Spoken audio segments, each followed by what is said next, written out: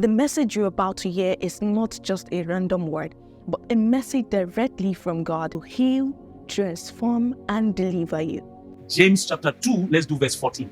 Just in case you are sitting by somebody and you ask, do you love your neighbor? You can say, if you love your neighbor, give your neighbor transport. Are you with me? 14. Now I'm coming to the matter. Are you with me? What does it profit, my brethren? The reason I went there was to show you doing. Remember, what am I tracing now? How will you measure what? Unbelief. We are coming from Revelation 21.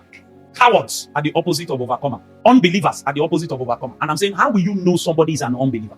First result is that the person hears but does not do. Second thing is that the person claims to be a Christian, is religious, but don't have genuine love for God and they don't have genuine love for people. It's a fraud. It's fake. One of the reasons I celebrate my wife all the time is, this is my wife, and this is not me trying to make her look special. Heaven knows that I can't be lying on the bed. We're not trying to act drama. And I'm saying this especially for those of you who call me father. If you like, when I'm married, because the waist is like this and the soul is dry, you will learn the hard way.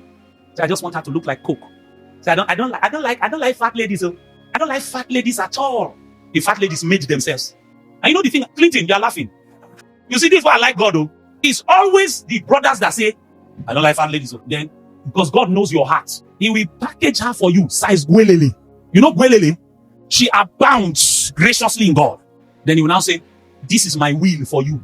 And you know the thing about God? He won't force you. You will decide that you don't want it. It doesn't mean that God will now make your marriage unbearable. You can decide you don't want it and go and marry somebody else. God is not wicked to now say you will suffer in your marriage. But when you stand before Him, you will see possibilities that you would have achieved if you were in the center of His will. And you know, I taught you last week, heaven is not about just arriving. It's about what?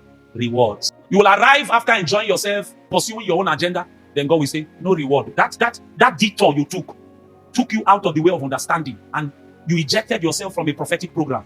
And everything you did for the last 45 years, you were on your own. I was not there. You look like, before men, like you were living well and you enjoyed yourself. You have arrived in heaven, but no reward. Because where reward was in the center of my will. This is my wife.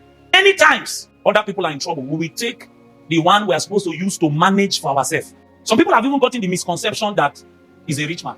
They don't know that I have learned how to live by sacrifice. That thing called greed, that thing called mammon has no hold over our soul. To the level that I can say this to you because I'm teaching. When I'm praying, I tell God boldly, you know you can trust me with money. One day we woke up, 2nd of January, no need to tell you the year. And then I woke my wife and I gave her a list. 1, 2, 3, 4, 5, 6. God said we should pay their school fees till they graduate. One of them, I was even paying his school fees. He joined bloggers to attack me. Even sent me, I still paid his school fees. Yes. In fact, my wife said, I don't know what kind of man you are. It's not him that sent me. Jesus said what? So if your religion will be pure and undefiled, your love for God must be without doubt. Your love for other men must be pure. Do you know that in the name of love, some brothers have molested sisters? That's not pure and undefiled. Why do we call ourselves brothers and sisters? Because we're supposed to be family. If you cannot touch the breast of your sister, your biological sister, why should you be touching the body of somebody who you call sister or you call brother? It's because we don't know that pure love that comes from our union with Christ. Years ago in Sunday school, I was teaching my youths. In fact, they came to accuse me later that I was using it to set my wife up. But then, my wife was a youth under me. I was youth pastor. And I was teaching them about a book that I read that was called Teach Me How to Love You. So when I finished talking about it in Sunday school, my wife was my mentee. Somebody say mentee. So when we go for vigils in those days, when I finished teaching with fire, I'll sit in my pastor's office and she'll come, take chair. She'll now be asking me questions. What does this mean? What does that mean? What does this mean? And I'll be teaching. So I was her teacher. That thing you are thinking. It's not. That thing you are thinking. That's not how it was. No strings attached. Are you with me? Pure mentor-mentee relationship. And the person I'm talking about, you know her. At that time, she was dangerous.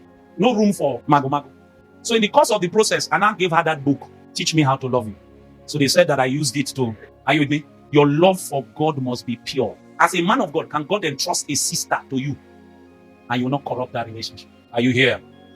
So James now says, what does it profit, my brethren? If someone says they have faith, but does not have works, look at the question there. 1, 2, 3, go read it.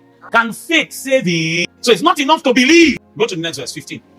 If a brother or sister is naked and destitute of daily food, next verse, and one of you says to them, depart in peace, be warmed and be filled, but you do not give them the things which are needed for the body, what does it? Next verse.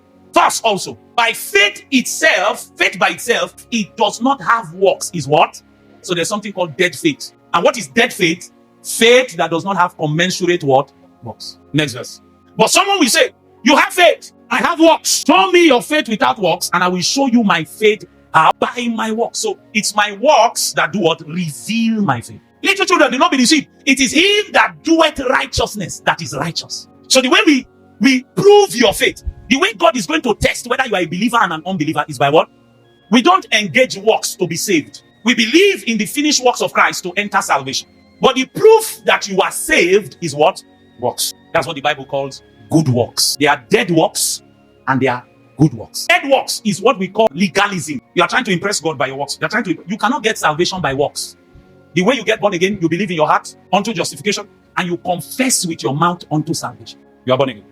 But now that you are born again, you must bring forth fruits of repentance. You must show forth fruits of salvation. Works. He says, if your faith does not have commensurate works, your faith is dead. Dead faith. Next verse. So he now says, he's trying to explain that. He says, you believe that there's one God. You do well. Even the demons believe and tremble. But their belief does not translate to any change of behavior. Are you following me, bro? Christianity is not morality. Christianity is not behavior modification. But when you come into Christ, there will be morality. When you come into Christ, there will be behavior modification. But it will not be by the arm of your flesh, it will be by the quickening of his spirit. Are you here? That's why somebody who is moral, they don't lie, they don't steal, they don't fornicate, they have one wife, they go to their club. If you do business with them, integrity. But they don't have the life of God in their spirit, they will still go to hell. But when you have the life of God in your spirit, it will affect how you behave. It will affect how you dress. It will affect how you interact with the world.